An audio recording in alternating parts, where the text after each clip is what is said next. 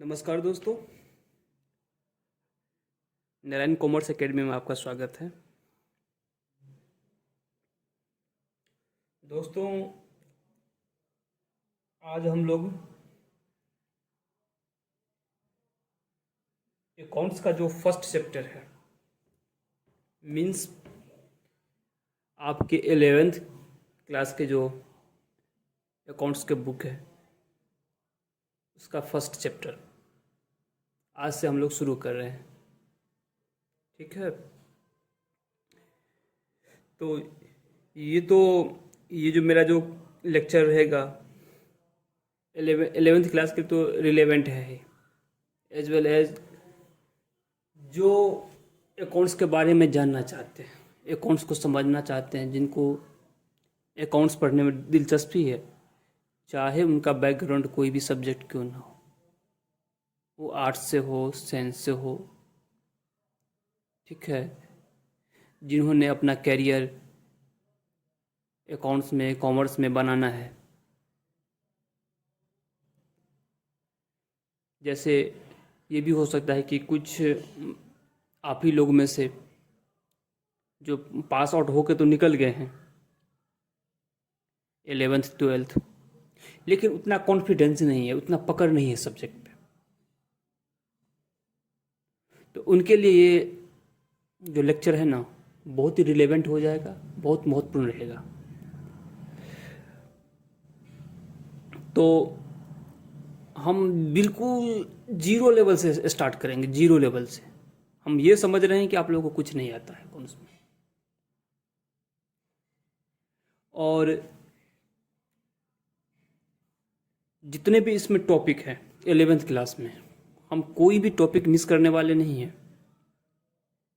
ठीक है, 11th class का अकाउंट्स का मैं एक चैनल पे प्लेलिस्ट डाल दूंगा, वन बाय वन कौन सा चैप्टर का है, चैप्टर 1, लेक्चर 1, लेक्चर 2, लेक्चर 3। ठीक है, चैप्टर 2, लेक्चर 1, लेक्चर 2, लेक्चर 3, ऐसे करके रहेगा। तो आप लोगों को सर्च करने में भी दिक्कत नहीं होगा, आपको सारा का सारा कंटेंट एक जगह मिल जाएगा। बुक का भी रेफरेंस मैं आपको दूंगा कि किस बुक से मैं आप लोगों को पढ़ा रहा हूँ। आपको बस वही बुक लेकर बैठना है, लेक्चर देखना है, क्वेश्चन सॉल्व करना है। कोई दिक्कत है तो मैं तो है आपके साथ हमेशा रहूँगा। आप कमेंट करिएगा, कमेंट में आपका जो भी क्वेरी है उसको रिजॉल्व किया जाएगा। बिल्कुल आप सेटिस्फाइड रहिएगा, उसके लिए कोई टेंशन वाली बात नहीं, हम हमेशा आपके साथ रहेंगे।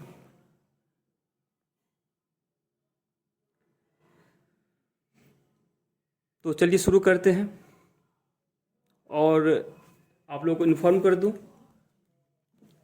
जैसे अभी आप लोग जिनका 11th है उनका 11th का शुरू होगा, फिर कोशिश कर रहा हूँ कि 12th का भी शुरू कर दूँ लेक्चर रिकॉर्ड करना, उसका भी एक अलग से प्लेलिस्ट बना दूंगा। तो आप लोग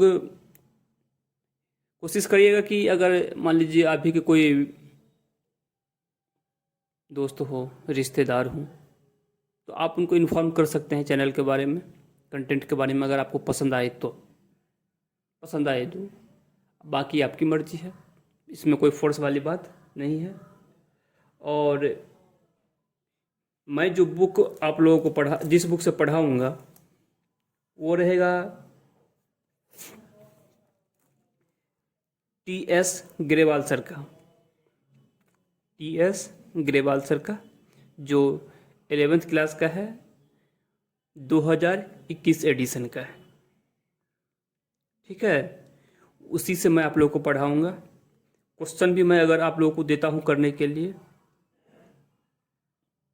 तो आपको क्वेश्चन वहीं से रहेगा, कोई और अलग से बुक लेने की ज़रूरत नहीं है। अगर आपके पास ये बुक है, एडिशन को थोड़ा देर के लिए भूल भी जाइए, कोई दिक्कत नहीं है, लेकिन बुक यही रहनी चाहिए। अगर है तो अच्छी बात है, अगर नहीं है तो कोशिश करिए कि ले लीजिएगा, क्योंकि फिर आपको हम पढ़ाएंगे, इससे क्वेश्चन देंगे, इससे करने के लिए आपके पास कोई और बुक है, क्वेश्चन वहाँ से करिएगा तो फिर दिक्कत हो सकता है। सब जितने भी बुक्स हैं सब अच्छे हैं, जितने भी बुक्स हैं, राइटर हैं सब अच्छे राइटर हैं, सबके बुक अच्छे हैं, बट किसी एक बुक लेकर चलना पड़ेगा ना हमें। हम हर एक बुक को तो लेकर नहीं चल सकते। तो मैं हमेशा से टी एस ग्रेवाल सर का बुक पढ़ता आ रहा हूँ, पढ़ाता आ रहा हूँ, तो उन्हीं के बुक को मैं आपकी क्लास में भी लेकर चलूँगा। ठीक है, कंटेंट आपका सब वही रहेगा। आप और भी किसी ऑथर के बुक से पढ़ते हैं, सब कुछ वही लिखा हुआ है। ठीक है, तो चलिए है शुरू करते हैं। आज हम लोग का फर्स्ट लेक्चर है 11th क्लास का। बिल्कुल शांत दिमाग से आप लोगों को बस सुनना है। मैं बस बुक में जो कंटेंट है उसको मैं समराइज करूँगा, फिर आप लोगों को समझाऊँगा। इसको आपको करना कैसे है, मैं जो बोल रहा हूँ उसको एक बार बढ़िया से आप सुन लीजिए। उसके बाद जो बुक है आपके पास उसको एक से दो बार रीडिंग मार दीजिए। कुछ डॉट नहीं बचेगा, कुछ डॉट बचेगा नहीं। अब बचेगा तो फिर डॉट को भी हम क्लियर करने वाले हैं। डॉट रहना ही नहीं है। जब तक आपका चैप्टर 1 का डॉट क्लियर नहीं होगा, हम यही कोशिश करेंगे हम चैप्टर 2 पर ना बढ़े। हर एक कमेंट का रिप्लाई किया जाएगा। आप लोगों को कोई भी दिक्कत हो तो कमेंट करिए। कमेंट में हिचकिचाहट नहीं, क्योंकि हमें सीखना है। हम सिखाने के लिए आए हैं, आपको सीखना है। तो आप जब तक सीखिएगा नहीं तब तक जीतिएगा कैसे। जहाँ सीखना बंद हो जाता है वहाँ पर जीतना बंद हो जाता है। तो आप लोगों को जीतना है, उसके लिए सीखना पड़ेगा। सीखने के प्रोसेस में डॉट आता है, ऑब्वियस सी बात है। उस डॉट को क्लियर करने के लिए हम आपके पास हैं, हम आपके साथ हैं, हमेशा रहेंगे। ठीक है, तो शुरू करते हैं जय माता दी का नाम लेकर।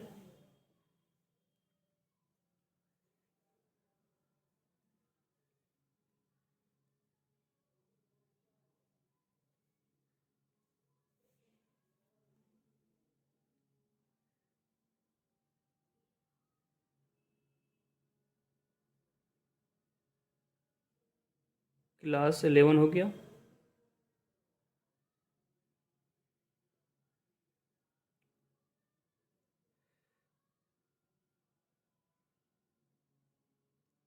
चैप्टर 1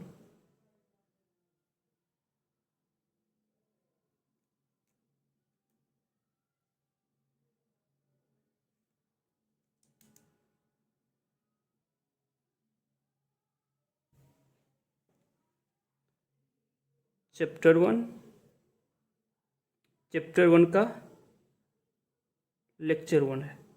सब कुछ 1 है। ठीक है,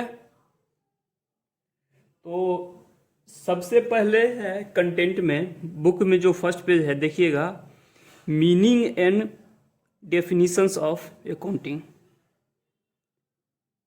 तो अकाउंटिंग का मतलब क्या है, उसका परिभाषा क्या है, उसको कैसे डिफाइन करेंगे, वो दिया हुआ है।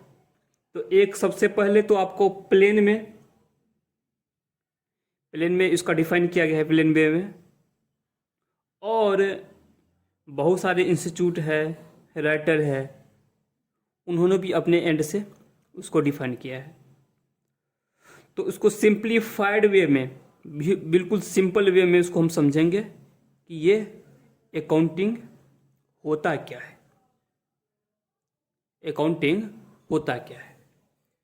तो अकाउंटिंग, इसको ऐसे देखिए,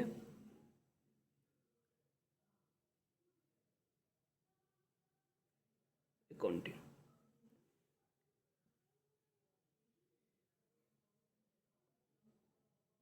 अकाउंटिंग जो है एक सिस्टमैटिक प्रोसेस है।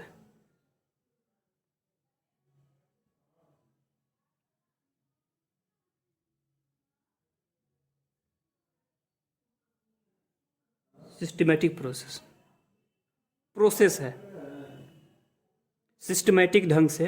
अकाउंटिंग क्या है, एक सिस्टमैटिक ढंग का प्रोसेस है। उस प्रोसेस में होता क्या है, प्रोसेस, किस चीज का?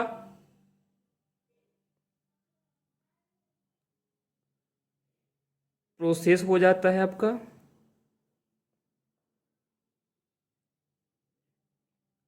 इसको आपको क्या होगा, जो मैं जैसे बता रहा हूँ आपको ऐसे करना है, इसको रिवीजन करने में आपको कोई दिक्कत नहीं होगा।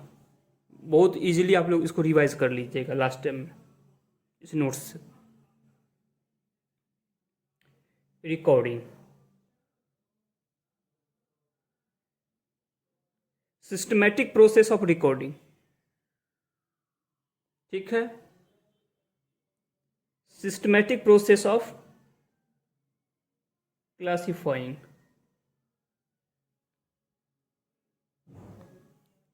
Systematic process of summarising,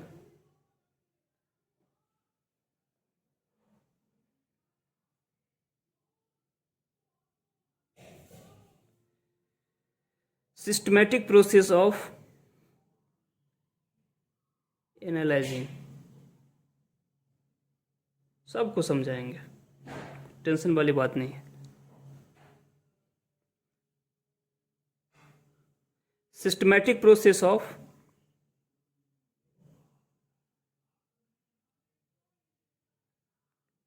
interpreting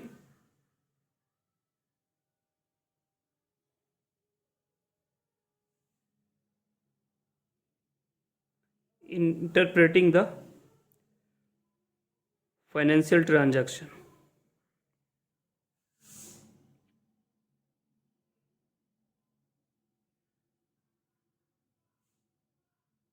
financial transaction, ठीक है। और इसके बाद क्या आ जाता है, इसको यहां से लेकर चलते हैं, communication the result, systematic process of communication of result. अब देखिए, तो इसके बैकग्राउंड में हम चलते हैं कि भाई अकाउंटिंग होता क्यों है, अकाउंटिंग होता क्या है, होता क्यों है, कैसे किया जाता है, सब कुछ समझेंगे। तो देखिए, मान लीजिए हम बिजनेस स्टार्ट किए हैं,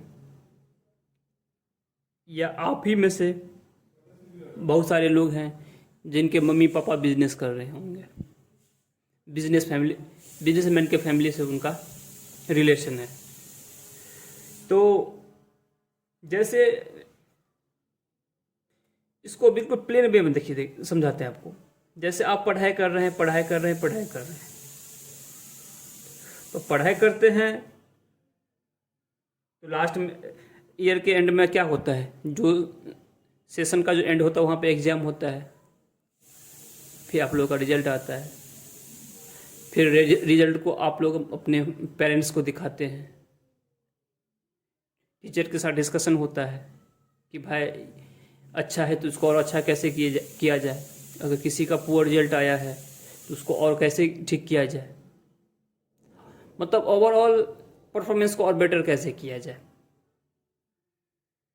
बेटर है तो बेस्ट कैसे किया जाए, एवरेज है तो गुड, एवरेज है तो बेटर कैसे किया जाए, यही होता है ना। तो इसमें भी वही बात है कि मान लीजिए कि हम पढ़ाई कर रहे हैं, एग्जाम ना हो, ना रिजल्ट निकले, तो कुछ पता नहीं चल पाएगा, क्या क्या पढ़े हैं, क्या नहीं पढ़े हैं, कितना समझ में आया है, कितना समझ में नहीं आया है, नहीं आया तो क्यों नहीं आया, इसको कैसे किया जाए। बस वही बात यहाँ भी आप लगा सकते हैं इस चीज़ को कि मान लीजिए बिजनेस हम जो स्टार्ट करते हैं, तो बिजनेस स्टार्ट करते हैं तो उसमें पैसा इन्वेस्ट होता है, टाइम इन्वेस्ट होता है, और भी बहुत सारे रिसोर्सेज, संसाधन उसमें लगाया जाता है। फिर उस बिजनेस को क्या करते हैं, रन करते हैं। तो बिजनेस जो हम रन कर रहे हैं, तो कुछ स्पेसिफाइड पीरियड ऑफ टाइम के बाद, 3 महीना हो गया, 6 महीना है, 1 साल है, उसके बाद तो आप जानने की कोशिश तो करिएगा ना कि ये जो मैं बिजनेस कर रहा हूँ, मेरा जो बिजनेस है वो सही डायरेक्शन में जा रहा है कि नहीं जा रहा है। अगर उसमें कुछ कमी है, कुछ कमियां हैं, तो उसको कैसे दुरुस्त किया जाए, उसको कैसे ठीक करें। अगर मेरा कोई कंपटीटर है तो मुझसे बेस्ट कर रहा है, तो कैसे बेस्ट कर रहा है, ये सब हो गया आपका नॉन फाइनेंशियल टर्म हो गया। फाइनेंशियल टर्म में ये हो गया कि पैसा जो हम इन्वेस्ट किए हैं, तो पैसा का तो अपना टाइम वैल्यू होता है, टाइम वैल्यू ऑफ मनी होता है। तो वो जो पैसा हम उसमें जो बिजनेस में लगाए हैं, वो पैसा ग्रोथ कर रहा है कि नहीं कर रहा है। ग्रोथ इन द सेंस कि प्रॉफिट हो रहा है कि नहीं हो रहा है। प्रॉफिट नहीं हुआ तो कम से कम जो जितना पैसा लगाए हैं उससे ज़्यादा का एसेट्स तो हमारे पास है कि नहीं है। मान लीजिए आप 10 लाख रुपया लगाए थे, इन्वेस्ट किए थे, 1 साल के बाद आपके पास, चलिए प्रॉफिट अभी नहीं हुआ है, 12 लाख का एसेट्स है, तो 20% तो ग्रोथ हुआ। जो 20% जो ग्रोथ हुआ है उसको तो वो फ्यूचर में प्रॉफिट में कन्वर्ट हो जाएगा।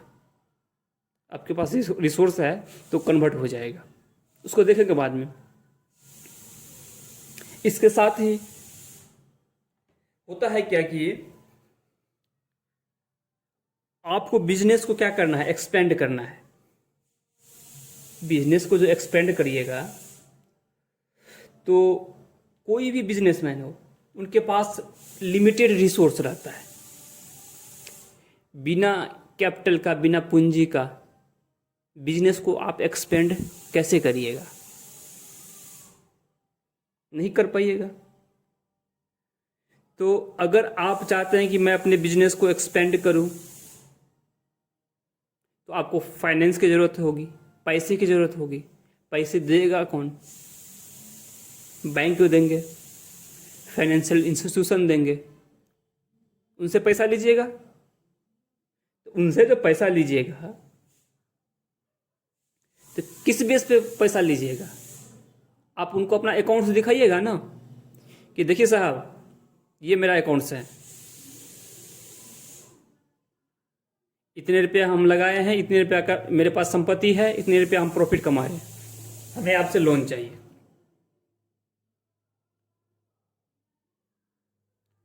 इसी तरीके से आप बिजनेस करिएगा तो आपको उधार पे खरीदिएगा, उधार पे बेचिएगा। तो कोई बंदा, कोई बिजनेसमैन आपको उधार में जो सामान देगा कैसे दे देगा। आपका क्रेडिट वर्दनेस है कि नहीं है, फ्यूचर में आपको पे करने की कैपेसिटी रहेगी कि नहीं रहेगी, वो तो वो जानेगा ना। तो वो कैसे जज करेगा कि भाई ये अगर हम इसको उधार देते हैं तो पैसा वापस करेगा कि नहीं करेगा। वो आपके अकाउंट्स को देखकर पता कर लेंगे, अकाउंट्स को देखेंगे तो पता कर लेंगे। इसके साथ ही एम्प्लॉइज हैं, वो भी जानना चाहते हैं कि जहाँ पर मैं काम कर रहा हूँ वहाँ पे सब कुछ ठीक है कि नहीं है। अगर कुछ गड़बड़ है तो वहाँ से वो कल्टी मारने का कोशिश करेगा कि भाई यहाँ पे मेरा फ्यूचर सेफ नहीं है, कहीं और काम ढूंढ लेते हैं। वो उसको भी देखकर पता कर लेंगे अकाउंट्स को। आप सामान खरीदिएगा, सामान बेचिएगा, तो खरीदिएगा बेचिएगा तो सरकार को भी तो जो ये कुछ। सरकार को भी जीएसटी चाहिए, इनकम टैक्स चाहिए। खरीदिएगा बेचिएगा आपको वो जीएसटी चार्ज करेगा, प्रॉफिट कमाइएगा तो उस पर इनकम टैक्स लेगा। तो आपने कितना कमाया है, कितना खरीदा है, कितना बेचा है, सरकार को इन्फॉर्मेशन चाहिए। तो वैसे तो आप जीएसटी रिटर्न फाइल करिएगा, टीडीएस रिटर्न जमा करिएगा, तो उससे पता चल ही जाता है। लेकिन एक जगह उसको सब कुछ चाहिए, तो आपको कहाँ से पता कर लेगा वो? आपके बुक्स ऑफ अकाउंट से। तो देखिए, ये हो गया communication of result. Communication of result, ठीक है। तो क्या होता है, सबसे पहले अकाउंटिंग का डेफिनेशन दिया है। It is a systematic process of recording, classifying, summarising, analysing, interpreting the financial transactions and communication of result। ये एक प्रोसेस है। प्रोसेस में क्या होता है कि कोई फाइनेंशियल ट्रांजैक्शन हुआ तो उसको रिकॉर्ड करेंगे, बुक में लिखेंगे। बुक में लिखेंगे, ये सबसे इनिशियल स्टेज हो जाता है, सबसे पहले यही होता है। रिकॉर्ड करेंगे, क्लासीफाई, एक टाइप के जितने भी ट्रांजैक्शंस हैं, क्लासीफाई मतलब कि एक टाइप के जितने भी ट्रांजैक्शन है उसको क्या करेंगे, क्लासीफाई करेंगे। मतलब पता कर लेंगे कि भाई ये कहाँ पे जाएगा, ये कहाँ पे जाएगा, ये कहाँ पे जाएगा। जैसे परचेज है, सेल्स है, वेजेज है, जीएसटी है, जो भी है उसको क्लासीफाई करेंगे, ये किस हेड में जाएगा। फिर जितने भी हैं एक टाइप के, जितने भी मान लीजिए सेल्स है तो सेल्स को क्या करेंगे, एक जगह लाएंगे। परचेज है तो परचेज को एक जगह लाएंगे। जितने भी खर्चे हैं खर्चे को एक जगह लाएंगे। फिर आ जाता है आपका एनालिसिस। इसको क्या करना है, एनालिसिस करना है। कि एनालिसिस आपको इस ऐसे समझना है कि एनालिसिस करके आप बिजनेस में आपका क्या पोजीशन है, आपको जो बिजनेस में क्या करना है, फ्यूचर आपको डिसीजन लेना है, वो आप एनालाइज करके कर सकते हैं। Interpreting the financial transactions. Financial transaction का मतलब ये है कि देखिए, सबसे पहले इससे पहले आपको इंटरप्रेटिंग द फाइनेंशियल ट्रांजैक्शन। तो फाइनेंशियल ट्रांजैक्शन क्या होता है इसको हम बाद में हम आपको बताते हैं। और ये communication of result. Communication of result किसको चाहिए, to communication of result to, ये आपका हो जाता है ऑनर है,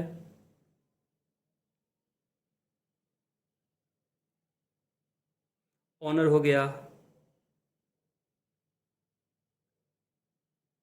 एम्प्लॉयज है,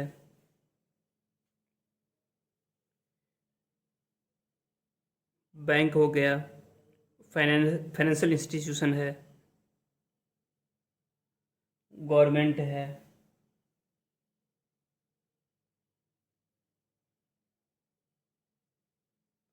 पब्लिक हो गया। पब्लिक भी तो जानना चाहेगा ना कि आप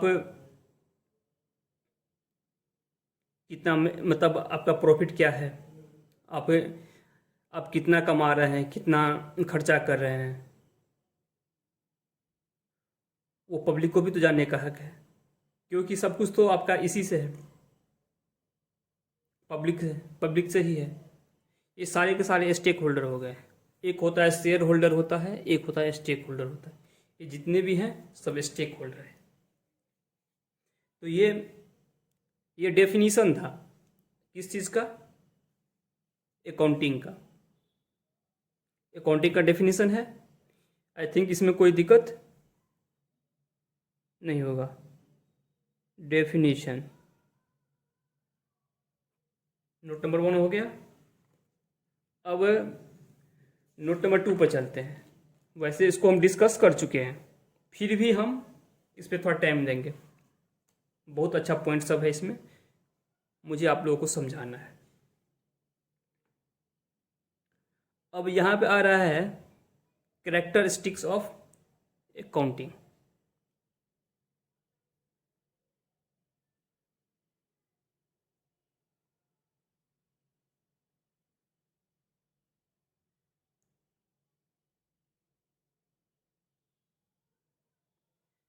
कैरेक्टरिस्टिक्स ऑफ अकाउंटिंग।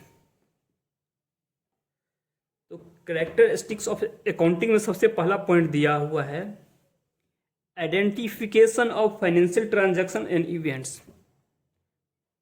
इसको आपको बहुत बढ़िया से समझना है।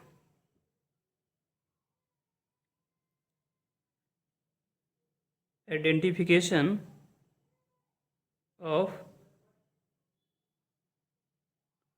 फाइनेंशियल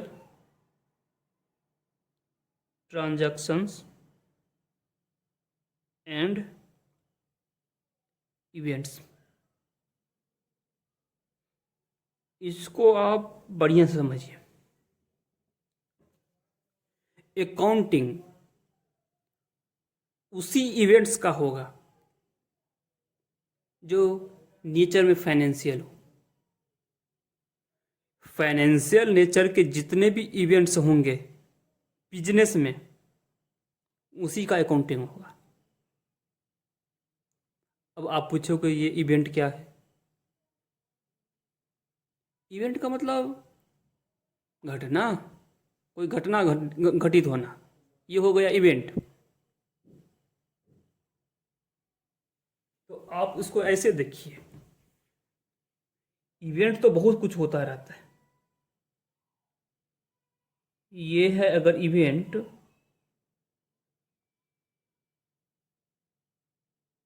ये इवेंट है तो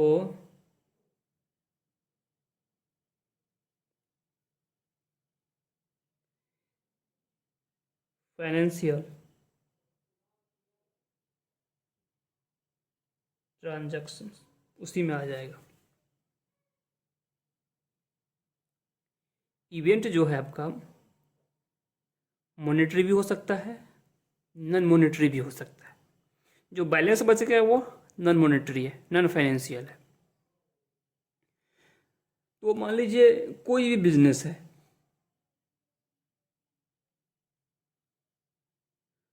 वहाँ पे डे टू डे बेसिस पे कुछ ना कुछ घटना होना ही होना है। तो जब तक इवेंट नहीं होगा तब तक बिजनेस चलेगा कैसे? जैसे सामान खरीदे हैं, गुड्स खरीदे हैं, गुड्स परचेज किए हैं, तो वो एक इवेंट है। अब आपको ये देखना है, ये जो इवेंट हुआ है उसको हम मॉनेटरी टर्म में एक्सप्रेस कर सकते हैं कि नहीं कर सकते हैं, पैसे में उसको दिखा सकते हैं कि नहीं दिखा सकते।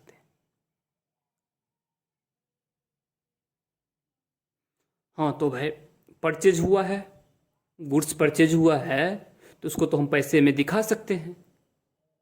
तो ये फाइनेंशियल ट्रांजैक्शन है, एज वेल एज इवेंट भी है। इवेंट तो होगा ही, इवेंट में से आपको पिक करना है कि ये फाइनेंशियल ट्रांजैक्शन है कि नहीं है। जैसे सेल हुआ है, गुड्स को आप क्या किए हैं, सेल किए हैं, वो भी फाइनेंशियल ट्रांजैक्शन है। सबसे पहले इवेंट है, फिर फाइनेंशियल ट्रांजैक्शन है। सैलरी दिए हैं, कुछ और खर्चा हुआ है, ये सारे के सारे फाइनेंशियल ट्रांजैक्शन है।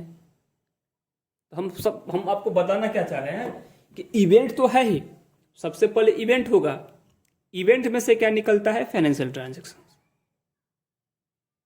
घटना घटित होगा, घटना घटित हुआ, उसमें से हम ये देखना है कि ये फाइनेंशियल नेचर का घटना है कि नहीं है। फाइनेंशियल नेचर का घटना है तो उसको बुक में क्या करेंगे, रिकॉर्ड करेंगे। बुक्स में क्या करेंगे, रिकॉर्ड करेंगे। जैसे फैक्ट्री में आग लग गई, फैक्ट्री में आग लग गई। अब आग लग गई तो उसमें मान लीजिए बहुत सारा नुकसान हो गया। जो हम गुड्स परचेज किए थे, मतलब फिनिश गुड्स था, वो भी क्या हुआ, जल के ख़त्म हो गया। कुछ मजदूर घायल हो गए, मशीन सब जल गया। ठीक है, एक आध मजदूर क्या हुआ, सपोज के लिए मर भी गया। तो आप उसको आप बढ़िया से देखिए, इस घटना को आपको देखना है बढ़िया से। अब उससे क्या हुआ, जैसे फैक्ट्री मालिक को पता चला कि ये हुआ, उसको हार्ट अटैक आया। हार्ट अटैक से वो निकल लिया। ठीक है, हार्ट अटैक आया, फैक्ट्री में आग लगी, फैक्ट्री बर्बाद, कुछ मजदूर घायल हुए, कुछ मजदूर मर गए। जैसे ही खबर पता चला उसको, ऑनर को, इसको हार्ट अटैक आया, वो भी पलटी मार के निकल गया। अब इसमें आपको ये देखना है कि किसको फाइनेंशियल ट्रांजैक्शन बोले, किसको ना बोले। तो देखिए, लॉस हुआ है बिजनेस का, सामान जला है, कच्चा माल जला है, बनाया हुआ सामान जला है, तो उसका तो अकाउंटिंग होगा, क्योंकि उसको हम मॉनेटरी टर्म में लिख सकते हैं। हाँ भाई, 2 लाख रुपया का था, 4 लाख रुपया का था, 5 लाख रुपया का था, उसको दिखा सकते हैं, बिल्कुल दिखा सकते हैं। अब आते हैं मशीन पे। मशीन भी हम खरीदे हुए हैं, मशीन का बुक वैल्यू अभी कितना है, कितना में खरीदे थे, उसका भी क्या वैल्यू है, हमें पता है सब। दिखा सकते हैं पैसा में, हाँ जी दिखा सकते हैं। बिल्डिंग जल गया, बिल्डिंग जल गया तो उसका भी वैल्यू है, बिल्डिंग का भी वैल्यू है, उसको भी दिखा सकते हैं, बिल्कुल दिखा सकते हैं पैसे में। तो ये भी आपका क्या है, फाइनेंशियल ट्रांजैक्शंस है। जो मजदूर था वो घायल हो गया, तो घायल हुआ, कहाँ पे घायल हुआ, वो बिजनेस आवर में हुआ है, आपके फैक्ट्री में आग लगी है, उसके वजह से वो घायल हुआ है। तो आपको तो इस घायल को तो हम नहीं दिखा सकते, ये जो घायल हुआ है उसको तो हम पैसे में नहीं दिखा सकते, लेकिन उसका तो आप ट्रीटमेंट कराइएगा, आप ट्रीटमेंट कराइएगा ना, उसमें तो हॉस्पिटल का बिल आएगा, उसको तो आप दिखा सकते हैं। बिल जो आप पे करिएगा, कंपनी की तरफ से पे की जाएगी, तो उसको तो आप पैसे में दिखाइएगा ना। हाँ, तब ये फाइनेंशियल ट्रांजैक्शन हो गया। वो जो घायल जो हुआ, अगर बात वहीं तक है तो नॉन फाइनेंशियल है, वो बस इवेंट बन के रह गया। इवेंट जो है फाइनेंशियल ट्रांजैक्शन में वो कन्वर्ट नहीं हो पाया, लेकिन उसका ट्रीटमेंट हम करा रहे हैं। ट्रीटमेंट कराएंगे तो खर्चा होगा, ट्रीटमेंट कराएंगे तो खर्चा होना ही होना है, तो वो आपका फाइनेंशियल ट्रांजैक्शन हो गया। जो लेबर मरा है, जो डेथ कर गया, तो उनके फैमिली मेम्बर्स को तो आप कंपनसेट करिएगा। जो क्षतिपूर्ति होती है वो तो आपको कंपनी की तरफ से देना पड़ेगा, क्योंकि ये कानून सरकार की तरफ से कानून भी बना हुआ है, तो आपको देना पड़ेगा। तो मरा है, अगर बात वहीं तक रहता तो ठीक है, लेकिन मरने के वजह से आपके कंपनी पे फाइनेंशियल इम्पैक्ट आया है, पैसे आपको देने पड़ेंगे कंपनसेशन के ग्राउंड पे। तो इसको आप क्या करिएगा, अकाउंट्स में दिखाइएगा। तो हाँ, लास्ट एक घटना रह गया, बिजनेस का ऑनर था, उसको हार्ट अटैक आया, वो निकल गया। हाँ, घटना तो बहुत बड़ी है, बहुत ही बड़ी घटना है, लेकिन इसके वजह से फिलहाल कंपनी को कोई भी फाइनेंशियल कंपनी पे कोई भी फाइनेंशियल इम्पैक्ट आया है? नहीं आया है। हार्ट अटैक आया, मर गया, खेल ख़त्म। तो कंपनी का ऑनर मर गया, कंपनी का जो था ऑनर, या ऑनर लीजिए या कोई टॉप लेवल ऑफिसर है, उनकी डेथ हो जाती है। डेथ तो बहुत बड़ी घटना है, it is an big event, but हम इसे क्या कर सकते हैं? पैसे में दिखा सकते हैं कि भाई कंपनी का मालिक मर गया है इतने रुपए का, ये तो नहीं कर सकते ना। तो ये बस इवेंट बन के रह गया। तो यहाँ पे आपको क्या करना है? Identification of financial transactions and event. आपको आइडेंटिफाई करना है, पहचानना है। आपके सामने बहुत सारा इवेंट रहेगा, बहुत सारा। बस अभी मैंने आपको जो बताया है 5-10 मिनट में, वही आपको अप्लाई करना है वहाँ पे। इवेंट ऐसा भी हो सकता है कि लगेगा फाइनेंशियल है, लेकिन देखिएगा हाँ फाइनेंशियल है, लेकिन उसको मेरे बिजनेस से कोई मतलब है कि नहीं है। अरे घर कंपनी का मालिक अपने पॉकेट से खर्चा करके घर के लिए सब्जी लाता है, तो उसको बिजनेस से क्या मतलब है? उसके पास वो उसका अपना खर्चा है, उसको तो बिजनेस फाइनेंशियल है, लेकिन इसका जो कंसर्न है वो बिजनेस तो नहीं है, बिजनेस से उसको कोई मतलब नहीं है, तो उसको दिखाने की ज़रूरत नहीं है। आई थिंक आप लोगों को समझ में आ गया होगा कि इवेंट क्या होता है और ट्रांजैक्शंस क्या होते हैं। ठीक है, तो आगे बढ़ते हैं।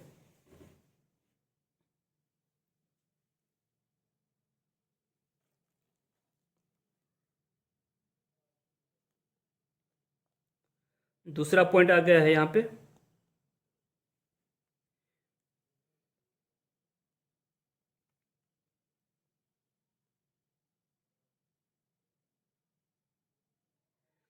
मेजरिंग द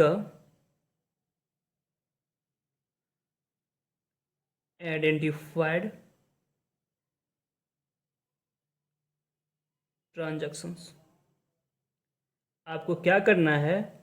उसको पैसे में एक्सप्रेस करना है कि कोई चीज़ हो रहा है। अब तो यहाँ से हम लोग निकल लिए हैं, यहाँ से हम लोग निकल लिए हैं फाइनेंशियल ट्रांजैक्शन और इवेंट से निकल लिए हैं। अब पता चलेगा कि फाइनेंशियल ट्रांजैक्शन है, तो फाइनेंशियल ट्रांजैक्शन कितने का है उसको पैसे में तो दिखाना है, तो कितने पैसे में दिखाएं,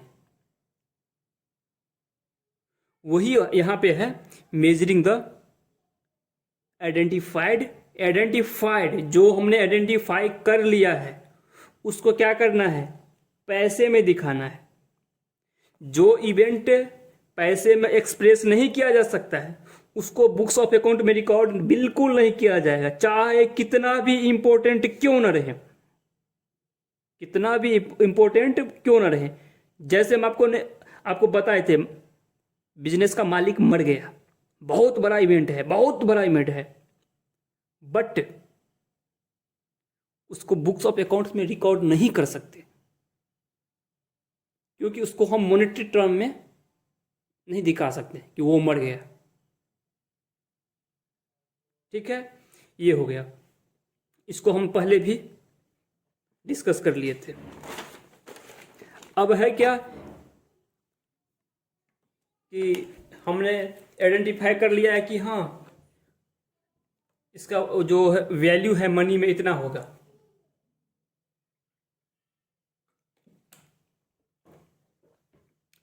मॉनेटरी टर्म में इसको इतना हमें दिखाना है, तो अब दिखाएंगे। अब है हम सबसे पहले हमने क्या किया? उसको आइडेंटिफाई किया कि भाई ये इवेंट है कि ट्रांजैक्शंस है। हाँ भाई ये इवेंट है, हाँ ये ट्रांजैक्शन है। उसमें से ट्रांजैक्शन को हमने छांट लिया। अब ट्रांजैक्शन कितने का है वो भी पता कर लिया, हाँ इतने का ट्रांजैक्शन है। अब पता चल गया इतने का है, तो अब क्या करना है? रिकॉर्ड कर लो। बुक्स ऑफ अकाउंट में क्या करो?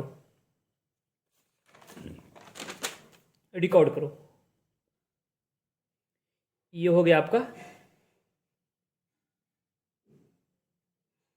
रिकॉर्डिंग। रिकॉर्डिंग में सबसे पहले क्या होगा आपका? जर्नल। जर्नल एंट्री सुने हैं ना, यहीं से जर्नल एंट्री अपना रोल प्ले करना शुरू कर देगा। तो क्या करेंगे? सबसे पहले आइडेंटिफाई करेंगे ये इवेंट है कि ट्रांजैक्शन है, उसको फिर मेजर करेंगे पैसे में, उसको क्या करेंगे? रिकॉर्ड करेंगे। रिकॉर्डिंग के बाद आ जाता है आपका क्लासीफाइंग। हम इसको दोबारा रिपीट कर रहे हैं। क्लासीफाइंग के बारे में आपको बता दिए थे कि एक नेचर के जो जितने भी ट्रांजैक्शंस हैं, ठीक है, जितने भी एक नेचर के जो ट्रांजैक्शंस हैं, एक नेचर का मतलब क्या हुआ? सेल हो गया, परचेज हो गया, सैलरी है, अदर एक्सपेंस है, एसेट्स है, लायबिलिटी है, सबका अपना अपना नेचर है। तो क्या करेंगे? उसको एक जगह क्लासीफाई करेंगे, उसको ग्रुप में डाल देंगे। उसका एक ग्रुप बनाया जाएगा, एक नेचर का ट्रांजैक्शन का, उसको ग्रुपिंग किया जाएगा उसका। तो ये आपका हो जाता है क्लासीफाइंग। फिफ्थ है आपका समराइजिंग।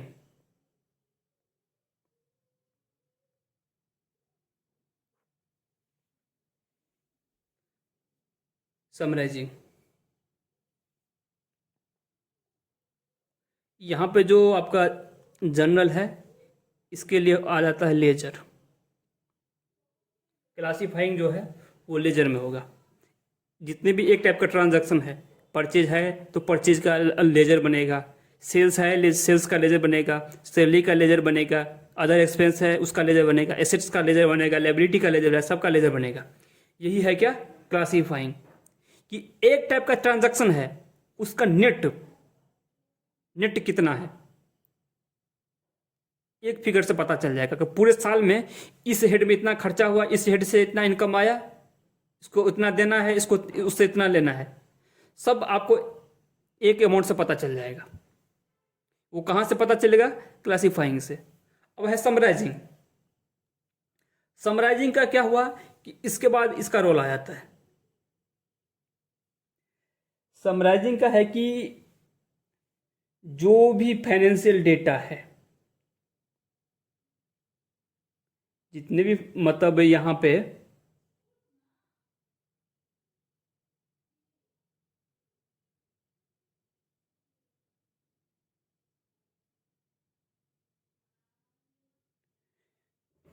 लेजर के बाद क्या होगा? समराइजिंग होगा। समराइजिंग में क्या होता है? जर्नल हुआ पहले, लेजर हुआ, लेजर के बाद ट्रायल बैलेंस। ट्रायल बैलेंस बनेगा। सबका सबका अपना अपना अलग अलग लेक्चर है।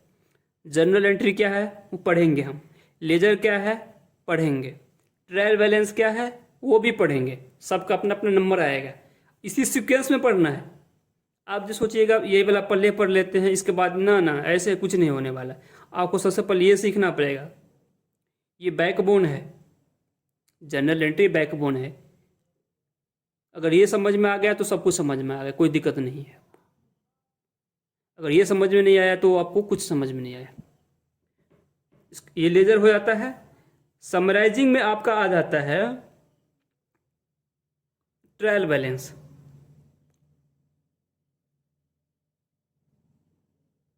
ट्रायल बैलेंस होगा, इसके बाद होता है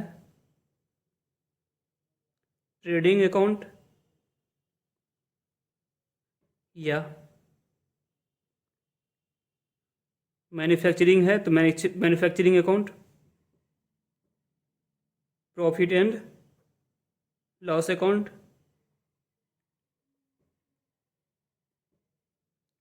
बैलेंस शीट बनाएंगे,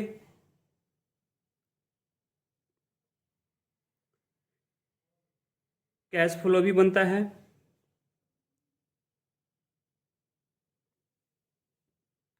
ये सब क्या है? ये समराइजिंग है आपका। सबके बारे में पढ़ेंगे, बस आप लोग अभी आप लोग को थोड़ा जब पढ़ाना शुरू करेंगे तो ऐसा ना लगे बिल्कुल बिल्कुल नया टर्म है, ऐसा नहीं है। और ये जो आपका ट्रेडिंग हो गया, profit and loss and balance sheet, इसी को मिला के बोला जाता है फाइनल अकाउंट।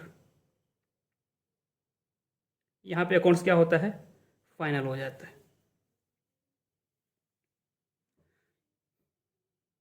छठा है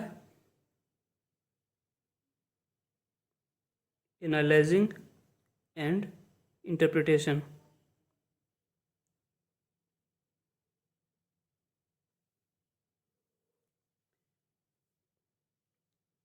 अब जो यहाँ से रिजल्ट आया है उसको क्या करेंगे, विश्लेषण करेंगे। उसमें जो कुछ कमी रह गई है, अगर कुछ इसमें कमी है तो उसको कैसे ठीक किया जाए, उसके बारे में यहाँ पे क्या हो जाता है, जो ये सब मैनेजमेंट के द्वारा लिया जाता है। ये टॉप लेवल मैनेजमेंट का डिसीजन रहता है, एनालाइजिंग एंड इंटरप्रिटेशन। ठीक है, ये हो गया आपका।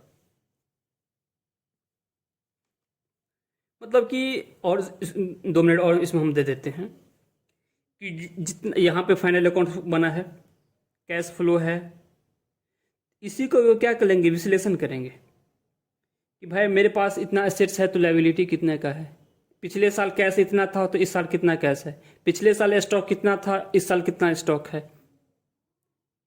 पिछले साल प्रॉफिट इतना हुआ था तो इस साल इतना प्रॉफिट है, अगर कम हुआ तो क्यों कम हुआ है, इस कमी को कैसे दूर किया जाए, यही सब होता है। ये सब मैनेजमेंट के द्वारा ये सब डिसीजन लिया जाता है। और लास्ट हो गया आपका कम्युनिकेटिंग।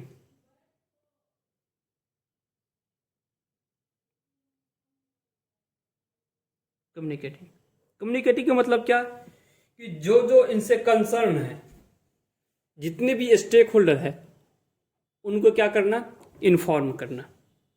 उनको इन्फॉर्म करना, कैसे इन्फॉर्म करेंगे, ये जो आप पेपर में भी देखते होंगे, trading account, profit and loss account, balance sheet सब पब्लिश भी होता है। जितने भी लिस्टेड कंपनी सब हैं वो अपना बुक्स ऑफ अकाउंट्स को क्या करते हैं, पब्लिश भी करते हैं। तो पब्लिश करने का मतलब ये होता है कि आम पब्लिक को पता चल जाए कि भाई ये कंपनी का ये पोजीशन अभी है। आप मान लीजिए किसी कंपनी में पैसे लगाइएगा, शेयर खरीदिएगा, उसका डिबेंचर खरीदिएगा, तो उसको आपको तो उस कंपनी के बारे में पता होनी चाहिए ना, तो कहाँ से पता करिएगा। अब तो अभी गूगल है तो गूगल कर लीजिए, गूगल से भी पता चल जाएगा, गूगल पे भी आपको मिल जाएगा, नेट पे तो सब कुछ रहता है। अब सरकार को भी चाहिए कि भाई इतना प्रॉफिट कमाया है तो इतना टैक्स दिया है कि नहीं दिया है, इतना परचेज हुआ है, इतना सेल हुआ तो जो उसका जीएसटी बनता है वो जमा हुआ है कि नहीं है, ईएसआई है, पीएफ है, बहुत सारे चीज़ होते हैं, गवर्नमेंट को जानना रहता है, जिसके लिए जो गवर्नमेंट ने कानून बना रखी है तो उसको मतलब फॉलो किया जा रहा है कि नहीं कर रहा है, सही से उसको इम्प्लीमेंट किया गया है कि नहीं किया गया है, गवर्नमेंट को भी जानना है। बैंक भी जानना चाहेगा, आपका फाइनेंशियल इंस्टीट्यूशन जानना चाहेगा, क्रेडिटर जानना चाहेगा, डेटर जानना चाहेगा, सबको क्या आता है, इसके थ्रू कम्युनिकेट किया जाता है। ये हमारा था कैरेक्टरिस्टिक्स ऑफ अकाउंटिंग। अगर आपको डेफिनेशन पता चल गया है तो ये भी आपको पता चल गया, उसी को एलेबोरेट किया गया है। एलेबोरेट मतलब एक बार उसको अब रिवाइज कर देते हैं, क्या करेंगे, identification of financial transaction events, उसको क्या करिए,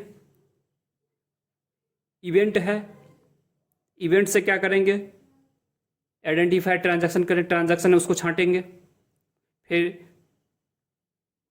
उसको हम पैसे में क्या करेंगे, कन्वर्ट करेंगे, उसका मॉनेटरी वैल्यू क्या है वो, क्लासीफाइंग एक तरह के जितने भी ट्रांजैक्शंस हैं, जितने भी मतलब फाइनेंशियल ट्रांजैक्शन हैं उसको एक जगह लाएंगे, वो हो गया आपका लेजर। लेजर के बाद क्या होता है, समराइजिंग। समराइजिंग में क्या करेंगे, ट्रायल बैलेंस बनाएंगे। ट्रायल बैलेंस के बाद, ट्रायल बैलेंस से क्या होता है, trading, manufacturing, profit and loss account, ये सब बनता है। उसके बाद ट्रायल बैलेंस आपको बैलेंस शीट बनेगा, कैश फ्लो बनेगा, फिर रिजल्ट को क्या करेंगे, एनालाइज करेंगे। एनालाइसिंग के बाद इसको इंटरप्रिटेशन होगा, इसको कैसे ठीक किया जाए, नहीं किया जाए, और जो जो रिजल्ट है उसको कम्युनिकेट किया जाएगा। यही आपका है कैरेक्टरिस्टिक्स ऑफ अकाउंटिंग। ठीक है, तो आज का वीडियो थोड़ा लंबा हो गया है क्योंकि पहला लेक्चर था हमारा। आई होप आप लोगों को ये अच्छा लगा होगा। मिलते हैं नेक्स्ट वीडियो में। आप लोगों का बहुत बहुत धन्यवाद।